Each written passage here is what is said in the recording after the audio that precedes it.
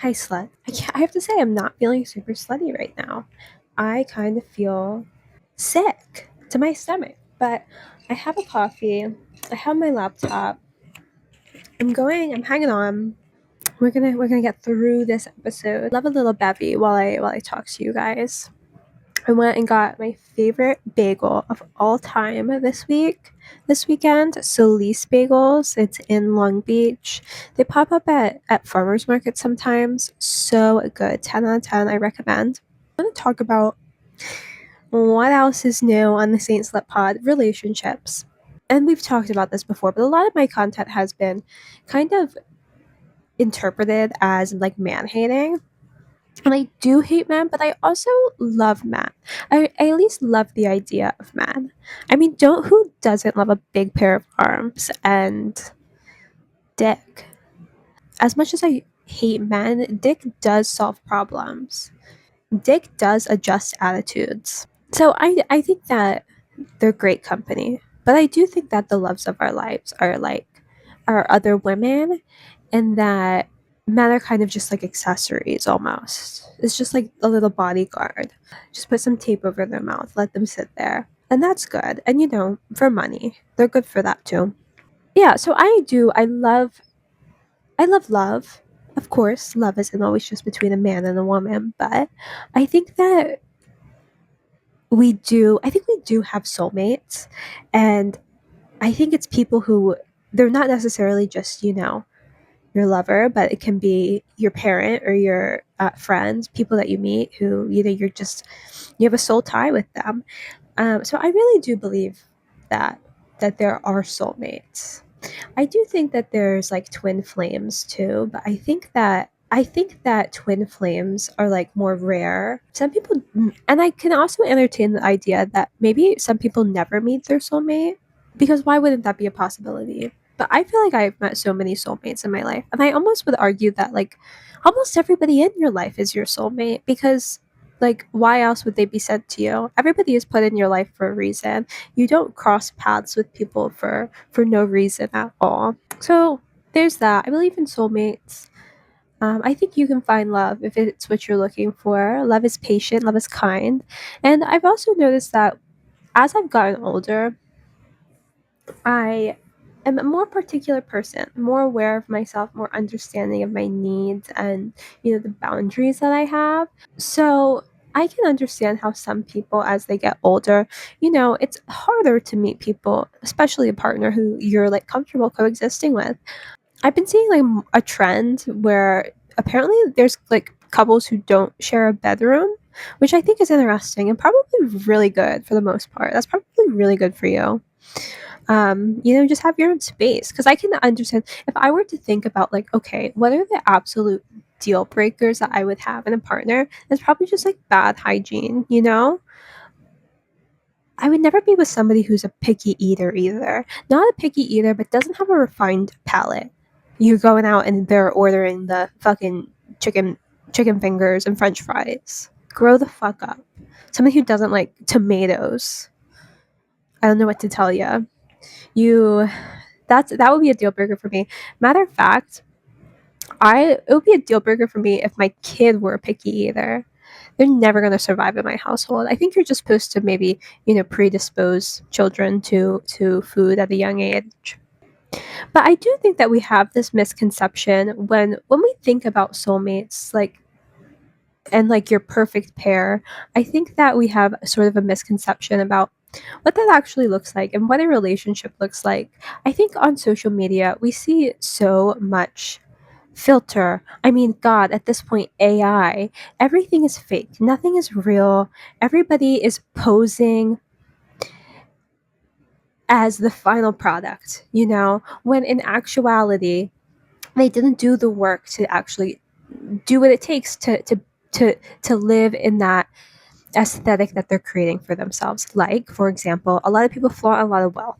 So, and I think another great example of this is like Coachella, because Coachella is very expensive. And then everybody posts online their outfits and their wardrobe and what they're doing and what they're wearing. And it's this huge luxurious thing. But I think it's like 60% of the people who go to Coachella pay for it with Afterpay. So it's like the people that are posing as, wealthy influencers really don't have any money. Everything's fake. Nothing's real anymore. Um, you know, the Botox, the fillers, all that included. It's really hard to differentiate real from fake. And I think that this has bled into our relationships. We have this misconception of everything being so perfect or needing to be so perfect, needing to look unfiltered and like you just had, an airbrush facial before you leave the house every day. And it's impractical and it's not real. And I think that we carry this to our relationships because we're equally now looking for who we believe to be a perfect partner, when in actuality, love is really hard work. Love is flawed, and it's looking past somebody's worst parts in order to love them. If companionship is really what you desire, friction is inevitable, and that's kind of the cost. That is the cost of having a significant other, is that it comes with discomfort. And this absolutely is not to justify domestic abuse, because the love is uncomfortable, it's work, but it is absolutely not painful. And I can't emphasize that to you enough, because obviously domestic violence is a really real thing. So yeah, I think that we have a misconception there with love needing to be perfect. And I think that's why so many people, younger people and older people too, kind of get it wrong and, may struggle to find a partner, is because they're looking for a perfect person. But really all you need is to like somebody and have a willingness to get along with them. All you have to do is be willing to get along with someone to make it work. Of course you can have your deal breakers. Overall, I think that learning to love somebody for who they are is such a righteous thing. It's such a commendable thing. And that's what true love is. It's not picking somebody apart until they're the perfect version of them that you want them to be, even though that clearly doesn't exist. So, and then we never turn it back on ourselves either, because are you perfect? No, you're not. I mean, I am, but just kidding. No, you're not perfect, so why expect your partner to be? We all make mistakes. We all have bodily odors at times. We all can be messy, and we all have mood swings and can be rude and crabby at times, but that's kind of just who we are. To expect something so flawless is impractical and unrealistic. But the what you get in return is those beautiful moments in between. So sit in the discomfort and learn to love one another. I say all this because I want to share a story about one of my friends. We're going to call her Diamond, the perfect friend. She taught me what female companionship should look like. She taught me, she's always been my cheerleader, has never been afraid to root for me loudly, always there for me, and just the coolest girl, so funny and fucking beautiful as well. She's so gorgeous. Amazing friend. I love her. I had unfortunately seen her in several bad relationships. I have seen her abused. I've seen her living in places that weren't great. So she ended up being robbed and cheated on, and just all these other things. And finally, after those relationships and after healing from that, she decided to start dating again.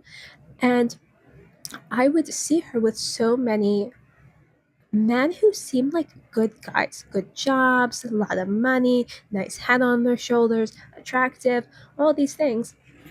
And she would always find something with them, like something so small. And, you know, I encourage my friend, and I think that you should absolutely always listen to your heart.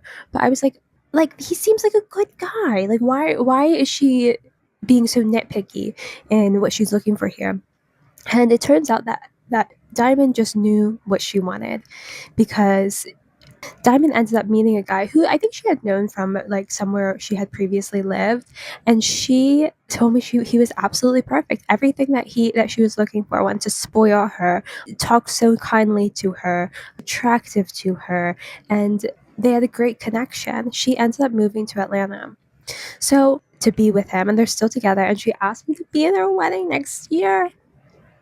So all of that is to say, listen to your heart, don't give up, and you can be picky as you'd like to be.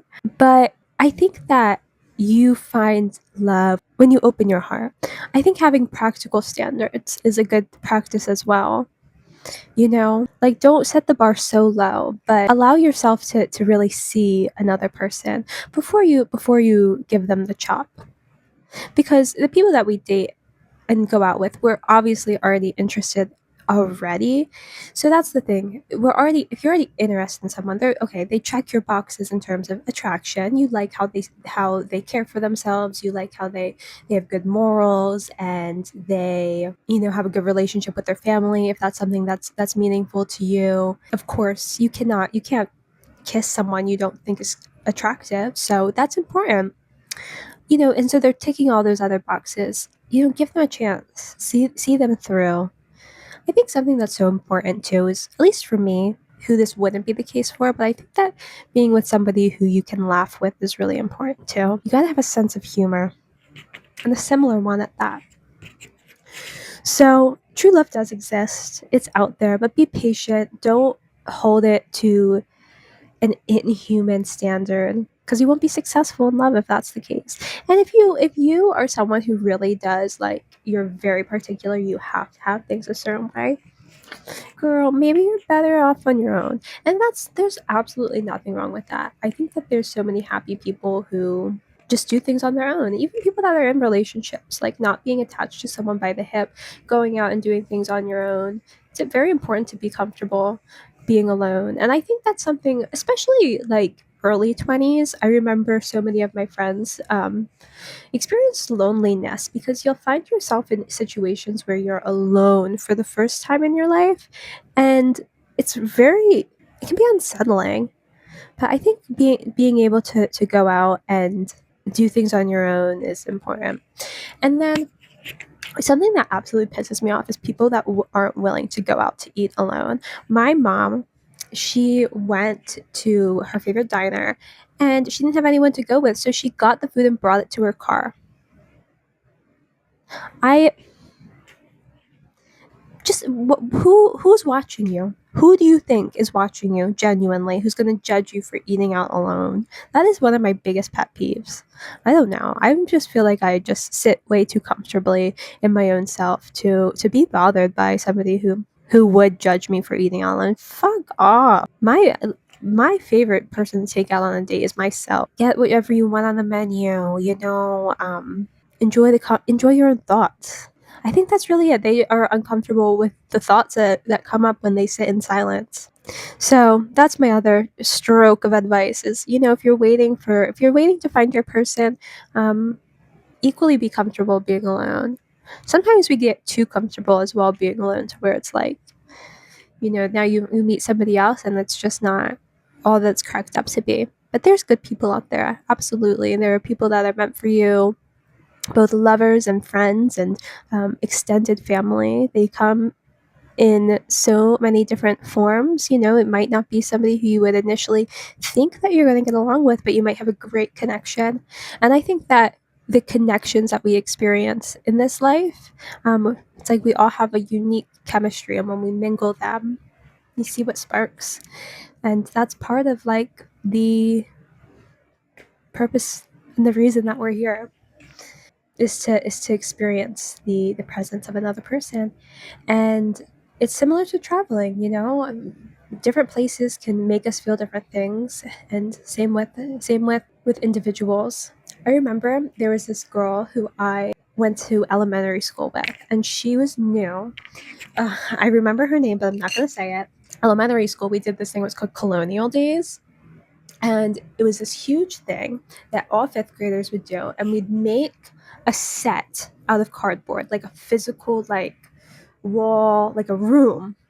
And some people went all out. Like one kid's father, like literally they were the innkeeper. So everybody had an assignment. You had like a different colonial job. The inn, he made like a physical inn that you could walk into. It was the coolest thing. Anyways, I was the dressmaker and I did it with two other girls, and we had to, so design the set and then make a script because we would then other students would come to the colonial days and go and walk around the different sets, and it was like you were in colonial times. So I was the dressmaker, and I remember that, that me and this girl, we'll call her Maya, we argued over one word that we wanted to use in our script for 30 minutes. We couldn't agree, and we were both just so stubborn about it. We could not come up with a compromise. And granted, we were 10 years old.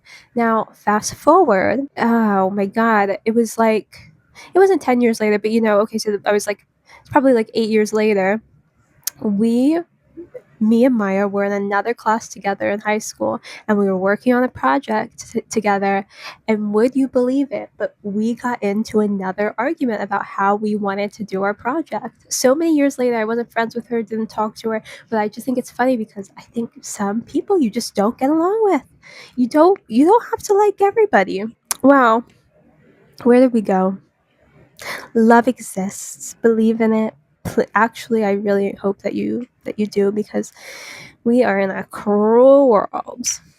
Okay, sluts. Talk to you next week. Thank you so much for watching this week's episode. As a reminder, we are now on Patreon. You can find us by typing in Saint Slut. You can also text me your thoughts, your confessions at 321-376-7588. If you want to hear more of Saint Slut's thoughts, you can find me on Substack at Saint Slut Pod.